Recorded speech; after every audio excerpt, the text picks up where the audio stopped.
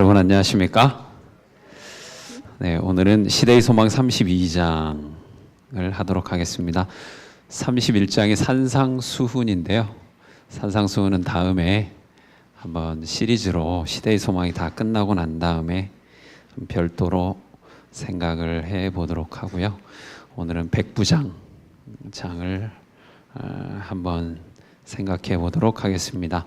제목은 이처럼 큰 믿음이라는 제목을 붙여봤습니다.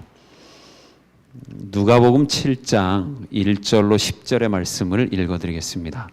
누가복음 7장 1절로 10절의 말씀입니다. 네, 제가 읽어드리겠습니다. 예수님께서 이 모든 말씀을 백성들에게 하신 후 가버나움으로 가셨습니다. 어떤 백부장이 소중하게 여기는 종이 있었는데 병들어 죽게 되었습니다. 백부장은 예수님에 관한 소문을 듣고 몇몇 유대의 장로들을 예수님께 보내어 자기의 종을 고쳐달라고 부탁하였습니다. 그들은 예수님께 와서 간청하였습니다. 이 사람은 선생님께서 부탁을 들어줘도 될 만한 사람입니다. 이 사람은 우리 민족을 사랑합니다. 그는 우리에게 회당을 지어주었습니다. 예수님께서 그들과 함께 가셨습니다. 예수님께서 백부장의 집 가까이에 이르렀을 때 백부장이 친구들을 보내 예수님께 말하였습니다. 주님, 수고하실 필요가 없습니다. 저는 선생님을 집에 모실 만한 자격이 없습니다. 그래서 제가 주님께 나올 자격도 없다고 생각했습니다. 말씀만 하십시오. 그러면 제 종이 나을 것입니다. 저도 다른 사람 아래에 있고 제 밑에도 부하들이 있습니다. 제가 이 사람더러 가라 하면 가고 저 사람더러 오라 하면 옵니다. 또 제 종에게 이것을 하라 하면 그대로 합니다. 예수님께서 이 말을 들으시고 놀라시며 따라오던 사람들에게 말씀하셨습니다. 내가 너희에게 말한다. 이스라엘에서도 이처럼 큰 믿음을 본 적이 없다. 백부장이 보냈던 사람들이 집으로 돌아가 보니 그 종이 나아 있었습니다. 이처럼 큰 믿음을 개역 한글판에서는 이만한 믿음이라고 번역을 했습니다. 어쨌든 큰 믿음이라는 칭찬이었던 것 같습니다. 시대의 소망에 보면 예수님이 이 땅에 오셔가지고 많이 놀라셨대요. 유대인들의 불신 때문에 거듭거듭 놀라셨대요. 반면에 백부장의 믿음을 보고 또 놀라셨대요. 아, 이방인이 어떻게 이렇게 큰 믿음을 가졌지? 하고 말입니다. 굉장히 흥미로운 일입니다. 불경에 그런 말씀이 있습니다. 국자가 국맛을 모른다. 무슨 뜻이죠? 국자가 국맛을 모른다.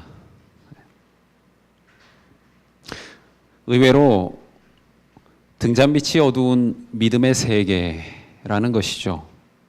그 세계는 사실 어떻게 보면은 오래 믿은 사람의 입장에서 보면은 매우 불합리한 세계입니다. 근데 그게 재미있게도 기독교라는 종교가 가진 혁명성을 나타낸다고 볼 수도 있습니다. 예수님이 추구한 종교는 얼마나 오래 믿었느냐가 아니고 제대로 믿고 있느냐라고 하는 걸 묻는 것이죠. 네가 소속된 곳이 어디냐 그렇게 크게 중요하지 않았던 것 같아요. 왜냐하면 누구의 믿음을 칭찬을 했어요? 야, 너 이방인이니까 일단 믿음이 없을 거 아니냐 그렇게 하지 않았어요. 네가 지금 무엇을 지향하고 있느냐가 더 중요하다는 것입니다. 신앙계의 법칙은 먼저 된 자가 나중되고 나중된 자가 먼저 될 수도 있는 것이죠. 선줄로 생각하는 자는 넘어질까 조심해야 하는 것이 이 신앙의 법칙입니다. 그렇기 때문에 사실 어떻게 보면 기독교인으로 산다는 것 쉽지가 않은 일입니다. 그러면 유대인도 아니고 로마의 장교였던 백부장은 어떻게 그렇게 큰 믿음을 갖게 되었을까요? 백부장의 하인은 중풍병으로 죽음 직전에 놓여 있었다. 로마인들 사이에서 하인은 시장에서 사고 팔리는 노예였으며 혹사당하고 잔악한 대우를 받았다. 그러나 이 백부장은 자기 하인에게 친절하게도 애정을 가지고 있었으므로 그의 회복을 심히 갈망하였다. 그는 예수께서 자기 하인을 고치실 수 있을 것이라고 믿었다. 이렇게 큰 믿음, 이처럼 큰 믿음은 첫째로 나보다 남을 사랑하는 믿음입니다. 나보다 남을 먼저 구원해달라고 요청하는 믿음이죠. 믿음의 조상 아브라함, 그의 과거 이름은 아브람이었습니다. 존귀의 아비라는 뜻이죠. 그가 믿음의 조상이 된 후로 새로 받은 이름은 아브라함이었습니다. 열국의 아비라는 뜻이죠. 개인의 존귀함을 버리고 모든 세상의 아버지가 된 것입니다. 믿음이란 그런 것이죠. 사회적인 관계망 속에서 믿음은 규정되어야 하는 것입니다. 신앙을 오래 하다 보면 믿음을 철저하게 개인적인 것 혹은 내면적인 것으로만 생각하기가 쉽습니다. 거룩함이나 성화도 그렇게 생각하게 되죠. 그런데 믿음이란 그 두 가지를 다 포함한다고 하는 것입니다. 저는 올 여름에 해화동 성당에 몇 번 간 적이 있습니다.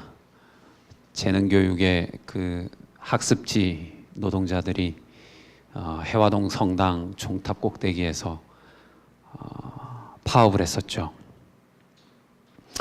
그 두 여자 선생님, 가녀린 분들이 텐트를 쳐놓고 그 위험한 종탑 위에서 내려오지도 않고 투쟁을 하는 것을 보면서 많은 생각을 하게 되었습니다. 이 땅의 기독교라고 불리는 이유가 저런 것이었나. 정말 머리가 복잡해졌어요. 어떻게 보면 절망적인 것이었습니다. 이 땅에 차별받는 사람들, 소외된 사람들이 기독교에서 희망을 발견하지 못하고 있구나. 성소신학이 가장 발달한 우리 교회가 그들에게 성소 역할만 제대로 했더라도, 우리의 안식일이 그들의 피난처만 되었더라도 하는 아쉬움이 많이 들었습니다. 우리가 지키는 안식일은 그들의 안식을 전혀 지켜줄 수 없었다는 것이 매우 안타까웠습니다. 내 안식과 가족의 안식은 지켰지만 종의 안식과 객의 안식은 지키지 못한 나에 대한 반성을 많이 하게 되었습니다. 요즘 한국 사회에 고려대학교 학생인 주현우 씨가 썼던 대자보 안녕들 하십니까? 라는 것이 센세이션을 일으켰죠. 거기에 보면 이런 내용이 있었습니다. 시골 마을에는 고압 송전탑이 들어서 주민이 음독 자살을 하고 자본과 경영진의 먹튀에 저항한 죄로 해고 노동자에게 수십억의 벌금과 징역이 떨어지고 안정된 일자리를 달라 하니 불확실하기 짝이 없는 비정규직을 내놓는 하수상한 시절에 어찌 모두들 안녕하신지 모르겠습니다. 저는 다만 묻고 싶습니다. 안녕하시냐고요? 별 탈 없이 살고 계시냐고요? 남의 일이라 외면해도 문제 없으신가? 혹시 정치적 무관심이란 자기 합리화 뒤로 물러나 계신 건 아닌지 여쭐 뿐입니다. 만일 안녕하지 못하다면 소리쳐 외치지 않을 수 없을 겁니다. 그것이 무슨 내용이든지 말입니다. 그래서 마지막으로 묻고 싶습니다. 모두들 안녕하십니까? 저는 이 메시지를 세상이 세상을 향해 던진 메시지가 아니라 세상이 교회를 향해 던진 메시지라고 들었습니다. 원래는 교회가 세상을 향해서 설교해야 되는데 이제는 세상이 교회를 향해 설교를 하고 있는 것이죠. 기독교인들아, 너희들만 구원받으면 되겠느냐고 말입니다. 너희들만 평화롭고 안녕하면 되겠느냐고 말입니다. 어쩌면 안식일 교인들에게는 그렇게 말할 수 있을지도 모르겠습니다. 너희들만 안식일 기다리면 되겠느냐 라고 말입니다. 너희들만 안식일에 평안하게 안식하면 되겠느냐라고 하는 질문이죠. 어쩌면 이 질문을 백부장도 자기 스스로에게 한 것인지도 모릅니다. 그는 사실 식민지에서 자신의 영달만 추구하면 끝이 나는 정말 로마군의 장교였습니다. 자기 혼자 잘 먹고 잘 살 수 있는 사람이었어요. 매우 넉넉했고 사회적인 지위도 아주 높았던 사람이었습니다. 그런데 그는 전쟁터에서 그는 그렇게 살지 않았어요.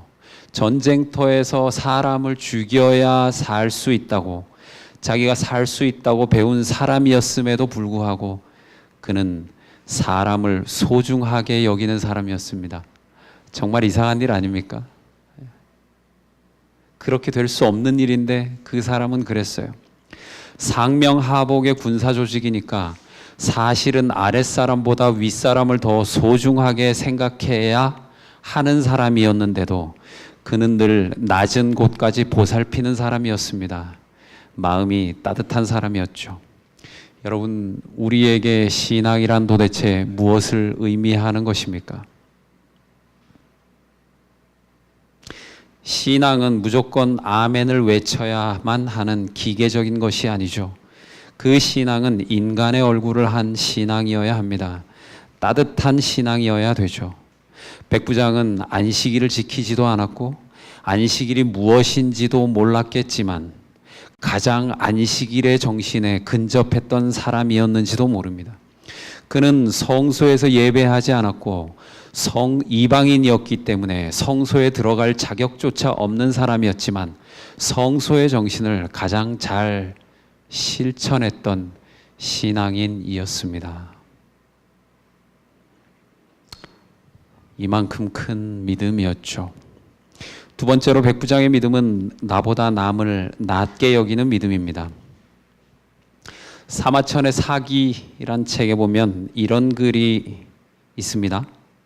이마는 요처럼 생겼고 목은 순과 우임금 때의 재상 고요 같았으며 어깨는 자산을 닮았고 그렇지만 허리 아래는 우임금보다 3치나 짧았고 초췌한 모습은 상갓집 개와 같았소. 이게 여러분 누구를 가리키는 말일까요? 여러분들 다 잘 아시는 유명한 인물입니다. 공자를 가리키는 말이었대요.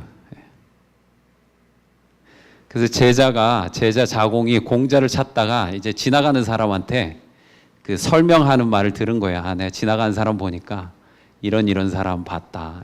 외모는 아주 위엄이 서려 있는데 허리 아래를 보면 뭐 전체적인 그 모습을 보면 상갓집 개와 같다 그런 거죠. 그래서 그 얘기를 공자가 듣고 다른 건 모르겠는데 내가 상갓집 개와 닮았다는 말은 맞는 말이다 그랬다 그래요. 여러분 예수님의 외모가 어땠을까요? 성화에 나오는 그 준수하고 위엄서린 외모. 그래서 사실 따지고 보면 성서적인 것이 아닙니다. 이사야 53장에 보면 그에게는 아름다움도 없었고 우리의 눈길을 끌만한 위엄도 없었다 그랬어요. 공자보다 더 못했다는 거죠. 공자는 위엄이라도 있었는데 말입니다.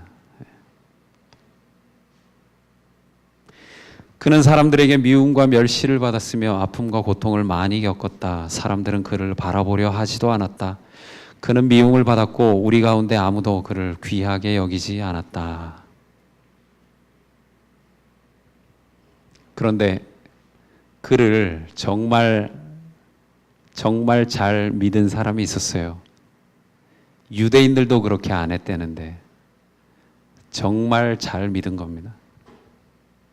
그 사람이 바로 이 로마의 백부장이었어요. 로마나 그리스의 유명한 의사를 부를 수도 있었을 겁니다. 그런데 그는 그렇게 하지 않았어요. 병 고치는 능력이 있다고 알려진 식민지의 랍비를 찾아갔다는 말입니다. 나보다 남을 낮게 여기는 믿음이죠. 식민지에서 살아가는 장교에게서 흔히 찾아볼 수 있는 그 자존심은 조금도 찾아보기가 어려웠어요. 주님, 저는 자격이 없습니다. 자기가 자격이 없다고 생각하니까 유대의 종교 지도자들에게 부탁해요. 그리고 저희 집에 오지 마시라 그래요. 저는 계속 자격이 없다는 거예요. 그는 로마의 장교이면서도 식민지인의 종교를 믿었어요.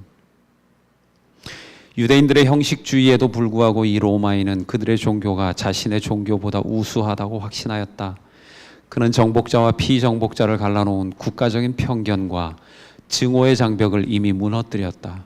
그는 하나님을 예배하는 일에 경의를 표하고 그분을 경계하는 유대인에게 친절을 베풀었다. 그에게 이미 보고된 대로 그리스도의 교훈 가운데서 그는 영혼의 필요를 채워주는 것을 발견하였다. 그의 마음에 있던 영적인 모든 것이 구주의 마음에 반응하였다. 유대인들은 로마인을 싫어했어요. 증오했습니다. 근데 그걸 먼저 무너뜨린 사람이 있었어요. 그 사람 바로 로마의 백부장이었습니다. 그러니까 예수님 그런 거예요. 아, 이거 어떻게 유대인도 가지지 못한 믿음을 가질 수가 있지? 그겁니다. 국자가 국맛을 모르는 것이죠. 그런데 그가 도움을 요청하는 방식 정말 인상적입니다. 그가 왜 그토록 큰 믿음이 있었는지를 말해주는 구절이죠. 그러나 그는 예수님 앞에 나아가기에는 무가치함을 느끼고 자기 하인의 병을 고쳐주시도록 요청해달라고 유대 장로들에게 호소하였다. 그랬더니 유대 지도자들이 가가지고 예수님한테 그래요. 이 하인의 병을 고쳐달라고. 뭐를 근거로 고쳐달라고 합니까? 이 사람이 우리 회당 지어줬다는 거예요. 로마인이면 도와줄 필요 없는데 우리한테 회당 지어줬다는 거예요. 우리한테 좋은 일 했으니까 당신이 도와줘야 될 만한 충분한 자격이 있는 사람이라는 거예요. 그것이 우리가 생각하는 큰 믿음입니다. 하나님을 위해 무엇인가를 하면 그것이 믿음이 크다고 생각해요. 우리가 규정하는 큰 믿음의 가장 중요한 조건이에요. 너는 하나님을 위해서 무엇을 했느냐예요. 그러면 그가 믿음이 크다고 얘기해요. 그러면 예수님이 인정한 믿음은 무엇이었을까요?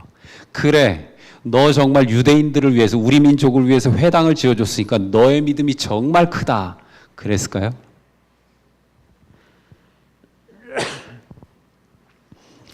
백부장을 그리스도에게 추천하였던 유대 지도자들은 저희가 얼마나 복음의 정신과 동떨어져 있는지를 나타냈다. 그들은 우리가 하나님의 긍휼하심을 요구할 수 있는 자격은 오로지 우리의 큰 필요뿐이라는 것을 인식하지 못했다.